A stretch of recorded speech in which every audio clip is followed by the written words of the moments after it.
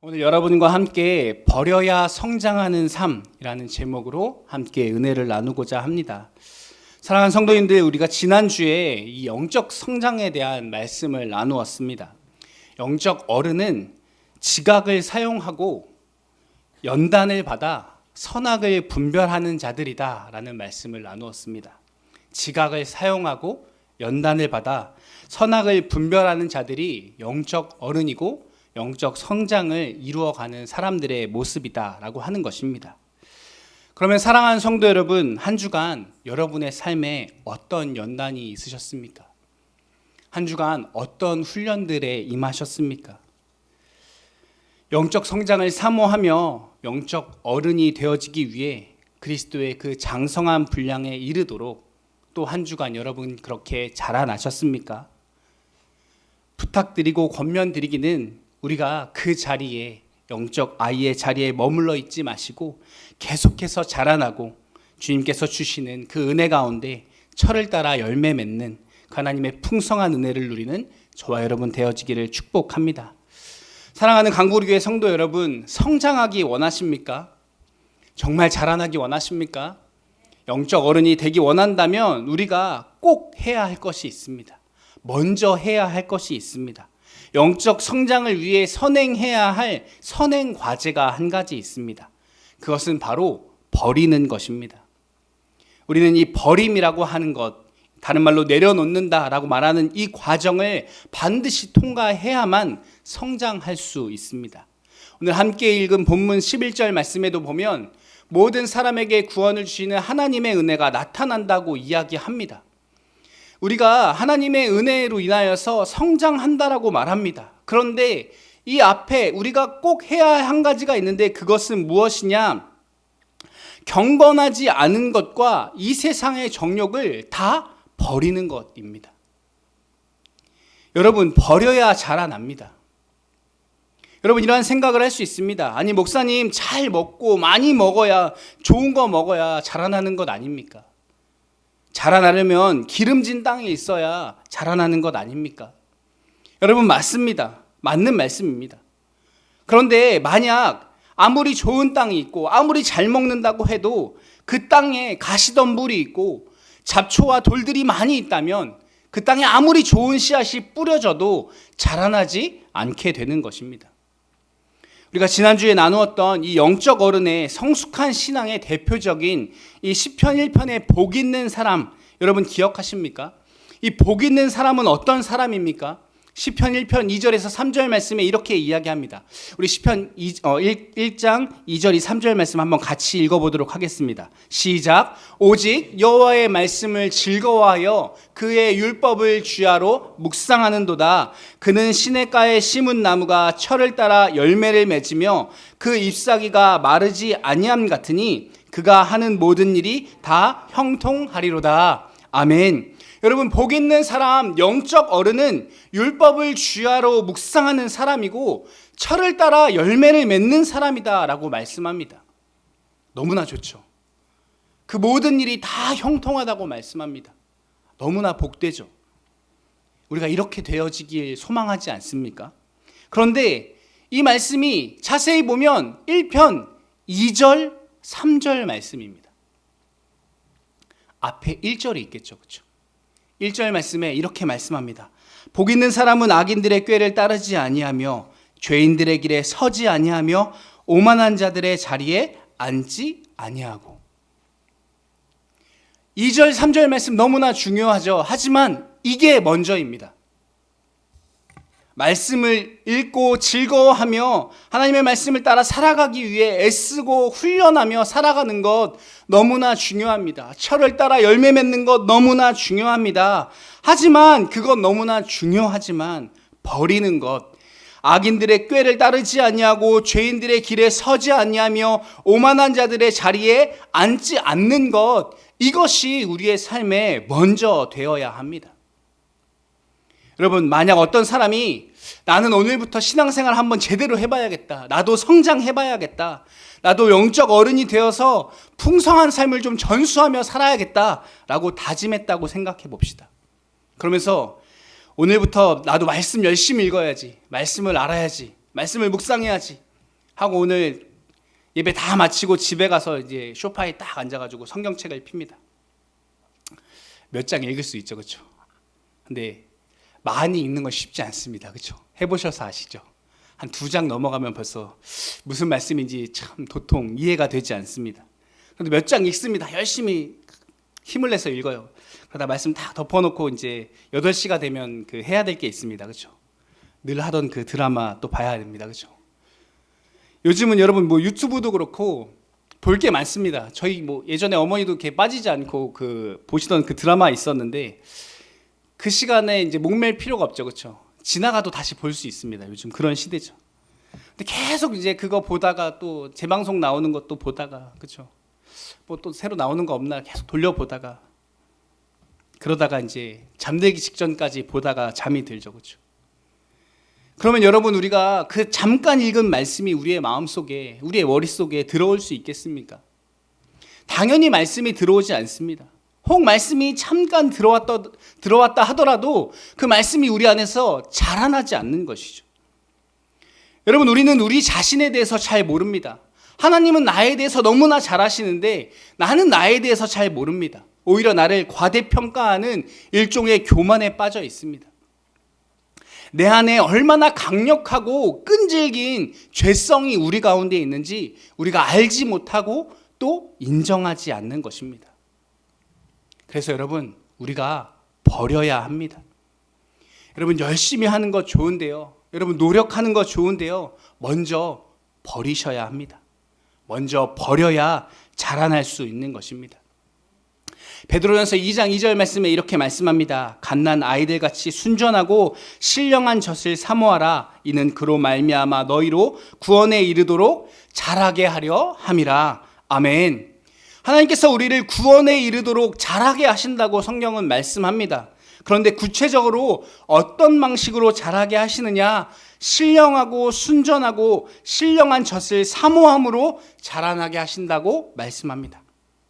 다시 말해 주님의 말씀을 사모함으로, 주님의 말씀을 통해서 우리가 자라난다고 말씀합니다. 아이가 젖을 먹고 자라나듯 우리도 신령한 젖, 하나님의 말씀을 먹고 자라야 한다라고 하는 것입니다. 그런데 여러분, 놀랍게 이것도 2절 말씀입니다. 1절 말씀 있겠죠. 우리 1절 말씀 한번 같이 읽어보도록 하겠습니다. 시작.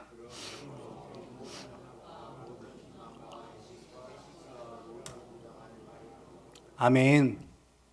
어떻게 하라고요? 버리고. 여러분, 사모하기만 하면 안 됩니다. 먹기만 하면 안 됩니다. 버려야 합니다. 먼저 버려야 성장하는 것입니다. 왜 먼저 버리라고 하시는 걸까요? 여러분, 예를 들어 여러분 생각해 봅시다.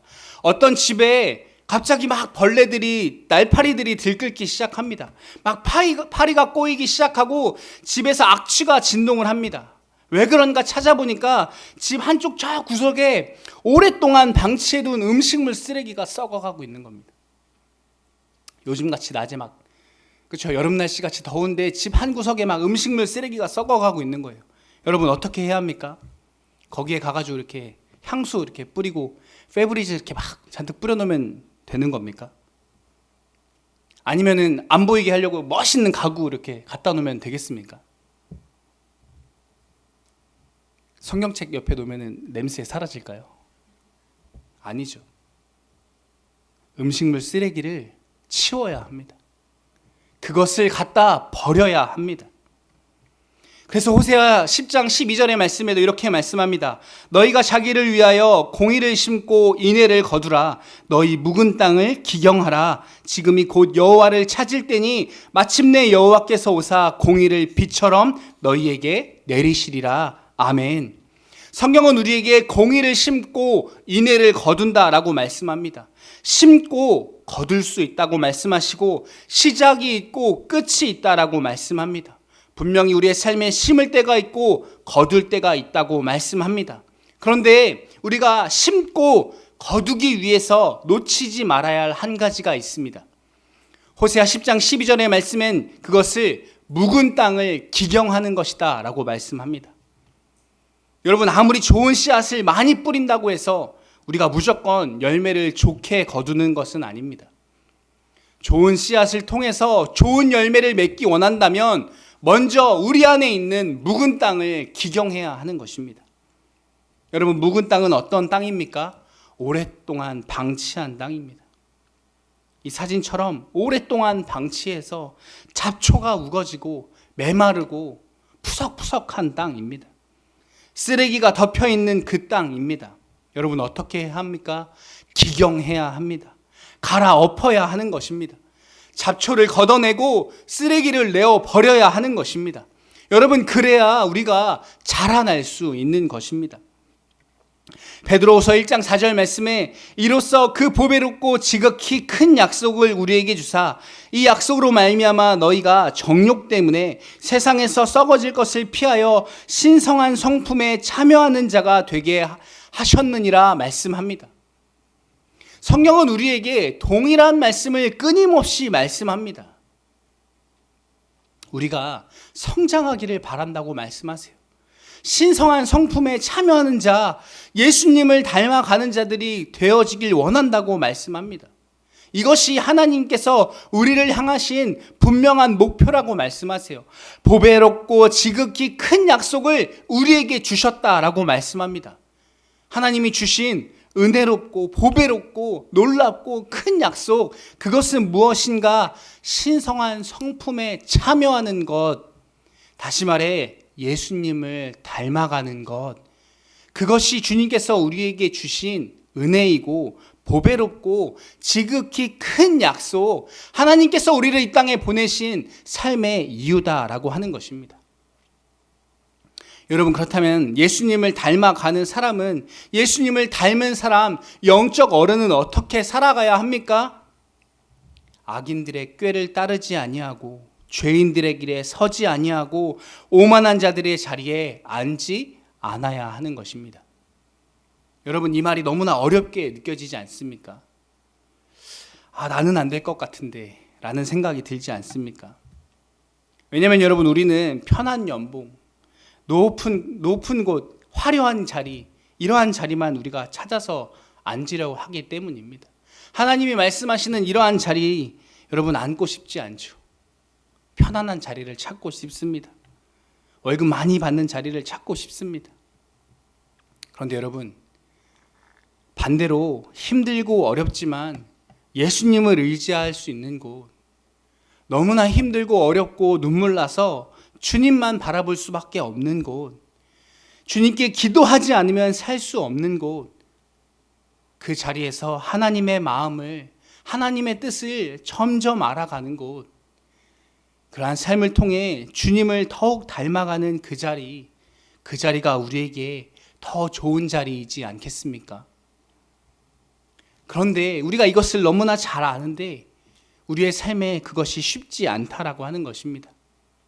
우리는 안 힘들고 조금 힘들더라도 굳이 기도할 정도는 아니고 적당히 내가 감당할 수 있는 자리, 내가 마음 통해서 웃으면서 일할 수 있는 자리, 내 마음이 맞는 사람들하고 커피 한 잔 마시면서 또 맛집에 가서 맛있는 거 먹으면서 서로에게 위로를 받을 수 있는 그러한 자리, 그러한 자리가 시냇가라고 생각합니다. 그러한 곳에 있어야 우리가 열매 맺을 수 있다고 착각합니다. 하지만 여러분, 우리가 그러한 자리에 계속 머물러 있어서 더 이상 주님을 찾지 않는다면, 우리의 삶이 너무나 편해서 더 이상 주님께 구하고 기도하지 않게 된다면 우리는 잘 먹고 잘 살 수 있을 것이고 그것이 형통한 자리고 복 있는 자리라고 착각하지만 여러분, 제가 분명하게 말씀드립니다. 거기가 망하는 자리입니다. 그곳이 성경에서 말씀하시는 음침한 사망의 골짜기인 것입니다. 주님께서 저와 여러분에 대해서 말씀하시고 또 가지고 계신 계획과 목표는 아주 분명합니다. 우리가 주님의 그 신성한 성품, 예수님을 닮아가는 것입니다. 여러분, 헷갈리지 마십시오. 여러분, 오해하지 마십시오. 무슨 일을 하든지, 얼마를 벌든지, 어떤 사람이 되든지 그것이 우리의 인생의 목표가 아닙니다. 하나님께서 우리에게 주시는 인생의 분명한 목표는 무슨 일을 하든지 어디에 있든지 우리가 예수 그리스도를 닮아 신성한 성품이 우리의 삶에 드러나는 것입니다. 하나님의 백성은 더 많이 가지고 더 높아지고 더 커지는 것에 목을 매는 사람들이 아닙니다. 여러분, 이러한 것들은 주님께서 주님의 영광을 위하여서 우리에게 혹여나 맡겨주시면 더 많은 것, 더 높은 자리, 그것을 가지고 청지기와 같이 조심스럽게 감당하는 사람들이 그리스도인들인 것입니다. 반대로 우리가 초라하고 형편없는 자리에 있을지라도 우리가 낙심하거나 또 우리 사람들이 나를 멸시하고 무시한다고 해서 이를 갈면서 너 나 무시했지, 내가 반드시 갚아줄 거야, 이러한 마음으로 이를 갈며 살아가는 사람들은 하나님의 백성들이 아닙니다. 그리스도인들은 그러한 모습으로 살아가는 사람들이 아닙니다. 우리의 삶의 목적은 오직 예수 그리스도가 신성한 성품이 우리의 삶에 드러나고 나타나는 것입니다. 우리의 삶을 통하여서 우리가 예수 그리스도의 제자인 것을 많은 사람들이 깨닫게 되어지는 것입니다. 우리를 통하여 하나님의 살아계심을 많은 사람들이 발견하게 되어지는 것입니다. 여러분, 그런데 그렇게 하기 위해서 필요한 것이 있습니다. 베드로후서 1장 4절 말씀에 너희가 정욕 때문에 세상에서 썩어질 것을 피하여 라고 말씀합니다. 우리의 삶에 그리스도의 신성한 성품이 나타나기 원한다면, 우리가 그 그리스도의 신성한 성품에 참여하는 자들이 되어지려면 너희가 정욕 때문에 세상에서 썩어질 것을 피해야 한다고 주님은 말씀합니다. 여러분, 피하는 것이 먼저입니다. 그런 것들을 피해야 그 자리를, 그 모임을, 그 만남을, 그 사람을 피해야, 우리가 버려야 할 것들을 버리고 피해야 할 것들을 피해야 우리가 신성한 성품에 참여하는 자가 되고 주님을 더 알아가고 주님을 더 닮아가는 삶을 살아갈 수 있다라고 하는 것입니다.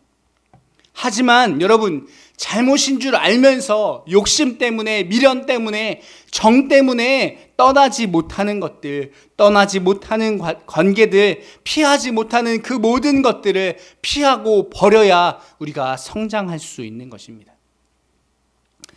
여러분, 혹시 원숭이를 잡는 방법 혹시 여러분 들어보신 적 있나요? 제가 예전에 설교 때도 한번 소개했던 것 같은데요.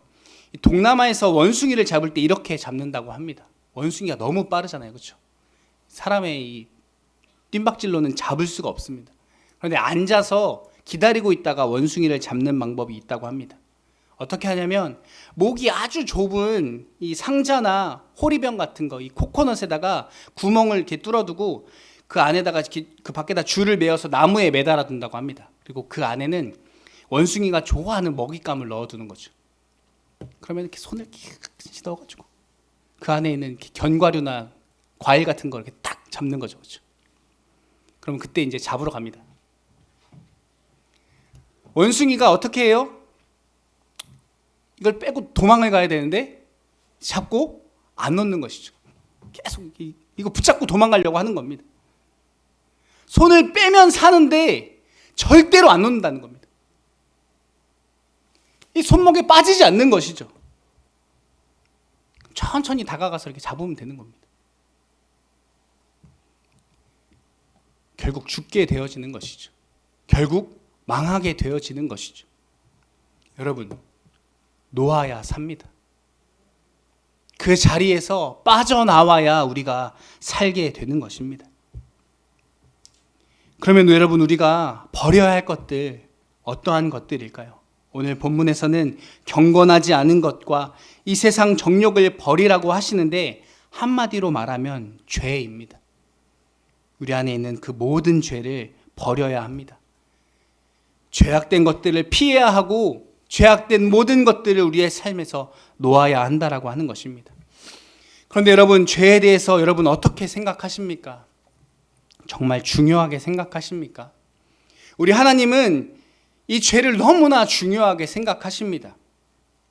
우리 예수님께서 이 땅에 오셔서 우리에게 이렇게 기도하라고 하시면서 기도의 교과서로 가르쳐 주신 주기도문에 보면 6가지 기도의 제목이 있습니다. 다 외우고 계시죠, 그렇죠? 하늘에 계신 우리 아버지여, 그렇죠? 네. 하나님께 기도하는데 6가지를 기도합니다. 처음 세 가지는 첫 번째, 하나님의 이름이 거룩히 여김을 받게 하시옵소서. 두 번째는 하나님의 나라가 임하길 원합니다. 세 번째는 하나님의 뜻이 이 땅에 이루어지기를 원합니다. 라고 하는 이 세 가지 기도, 하나님을 위한 기도입니다. 하나님의 이름, 하나님의 나라, 하나님의 뜻을 위해서 기도하라고 말씀하십니다. 그런데 이 기도는 하나님이 부족하셔서, 하나님이 기도가 부족해서 우리에게 대신 기도하라고, 같이 좀 중보하라고 하시는 말씀이 아닙니다. 여러분, 주기도문 어떻게 시작합니까? 하늘에 계신 우리 아버지요. 여러분, 하나님이 우리 아버지 되시고 우리가 그분의 자녀가 된다면 자녀가 아버지의 이름을 위해서 아버지의 나라와 뜻에 관심을 갖고 기도하는 것 당연한 것 아니겠습니까? 결국 이 세 가지는 우리를 위해서 하라고, 우리가 이 세 가지를 놓고 기도하라고 하시는 것은 놀랍게도 역설적으로 이 기도를 통해서 우리가 하나님의 자녀임을 증명할 수 있다라고 하는 것입니다. 하나님의 자녀라면 이 세 가지를 기도할 수밖에 없다라고 하는 것입니다. 이 기도를 하는 사람이 하나님의 자녀다라고 하는 것입니다. 여러분, 우리가 하나님의 나라를 생각할 때 우리 마음 가운데 뜨거운 마음이 있습니까? 하나님의 뜻을 생각할 때 우리의 마음이 열정으로 일어나고 있습니까? 하나님의 뜻을 위해, 그분의 이름을 위해, 하나님의 나라를 위해서 여러분 기도하고 계십니까? 그렇게 하고 있다면, 그러한 마음이 있다면 우리가 하나님의 자녀가 분명한 것입니다. 하나님의 자녀이기 때문에 아버지에게 관심이 있고 또 기도하게 되는 것입니다. 그런데 여러분, 제가 진짜 강조하고 싶은 것은 이 뒤에 나오는 세 가지 기도입니다.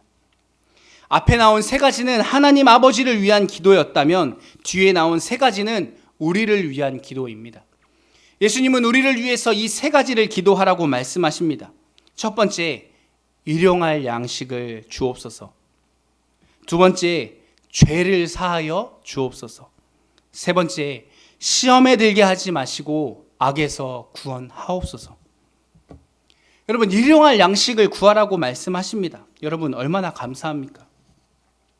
하나님께서 우리의 필요를 아시고 일용할 양식을 구하라고 말씀하십니다. 우리가 구할 때 주시겠다라고 말씀합니다. 그런데 남은 두 가지 기도 제목이 있습니다. 세 가지 중에 두 가지, 3분의 2. 어떠한 기도입니까? 바로 죄를 위한 기도입니다. 죄와 시험 그리고 악에 대한 기도입니다. 이 모든 것들이 죄에 관한 것들입니다. 주님, 우리가 세 가지를 기도해야 하는데 그중 두 가지는 죄를 위한 기도로 주님께 나아가야 한다라고 말씀합니다. 여러분, 우리가 기도할 게 얼마나 많습니까? 그런데 하나님은 우리에게, 예수님은 우리에게 다른 것 아니라 먼저 이 죄를 위해서 기도하라고 말씀하십니다. 너희가 필요한 일용할 양식을 구하라고 분명히 말씀하십니다. 그런데 일용할 양식을 구하라고 말씀하세요. 10년치, 20년치 자자손손 먹을 것 아니고요. 일용할 양식을 구하라고 하십니다. 하루 먹을 것. 오늘 하루 내 삶에 하나님께서 함께 하시고 부어주시도록 기도하라고 말씀하십니다. 매일매일 주님을, 그 공급하시는 주님을 경험하며 살아가라고 하십니다. 왜요? 뒤에 나오는 기도의 제목들 때문에 그렇습니다. 죄를 짓지 않기 위해서. 10년치, 20년치, 100년치, 200년치 있으면 좋죠. 왜 일용할 양식을 구하라고 하십니까? 우리는 이만큼 있으면 기도 안 하고 죄 지으러 가기 때문입니다. 여러분, 하나님께서, 예수님께서 우리에게 왜 이토록 죄에 대해서 기도하라고 말씀하십니까? 죄가 우리의 인생에, 우리의 삶에 가장 심각한 문제이기 때문입니다. 여러분, 죄 때문에 우리가 죽어가고 있고요. 죄 때문에 우리가 성장하지 못하고 있기 때문입니다. 그래서 주님은 우리에게 죄의 문제를 위해 끊임없이 기도하라고 말씀하십니다. 여러분, 물론 하나님 이거 필요하고 이거 주셔야 합니다. 하나님, 내 삶에 이러한 문제가 있습니다. 기도해도 됩니다. 하지만 그것만 하지 말고 주님께서 우리에게 죄를 위해서 기도하라, 죄 짓지 않기 위해서 기도하라, 죄와 싸워 이기기 위해서 기도하라고 분명히 말씀하십니다. 왜냐하면 죄를 버리지 않으면 우리가 자라날 수 없기 때문에, 이 죄의 문제를 해결하지 않으면 우리가 죽기 때문입니다. 사랑하는 성도 여러분, 말씀을 맺기 원합니다.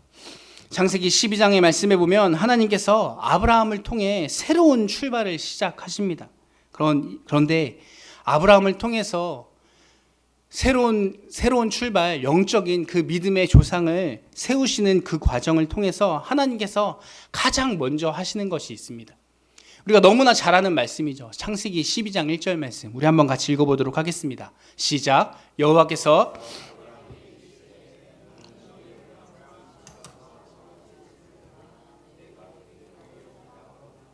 아멘.